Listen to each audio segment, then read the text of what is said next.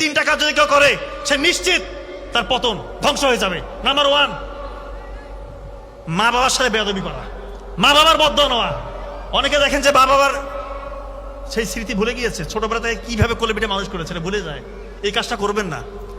রাসূলুল্লাহ সাল্লাল্লাহু আলাইহি ওয়াসাল্লামের সময় ইয়েমেনের এক যুবক, নাম তার ওয়াইস আল কুরনি, ওনার খুব ইচ্ছা রাসূলুল্লাহ সাল্লাল্লাহু আলাইহি ওয়াসাল্লাম একবার দেখবেন, সুযোগও পেয়েছিলেন, কিন্তু বাসায় বৃদ্ধ মা, অন্ধ মা, অসুস্থ মা বলতেছে, বাবা তুমি যদি চলে যাও আমার কি হবে?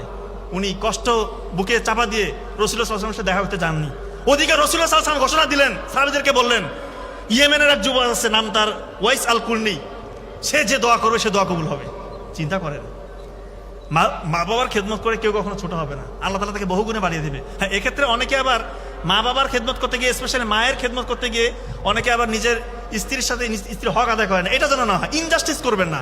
আপনি আপনার মায়ের হক আদায় করবেন, আপনার স্ত্রীর হক আদায় করবেন। আপনার স্ত্রী হচ্ছে আপনার সন্তানের মা, সে তার বাবা মাকে ফেলে এসেছে আপনার কাছে, তার হকটা আপনি আদায় করবেন। ব্যালেন্স করতে হবে, ইমব্যালেন্স করা যাবে না। একদিকে দেখে একদিকে দেখতেছেন, এটা হবে না, দুই দিকে দেখতে হবে। নাম্বার 2, অহংকার।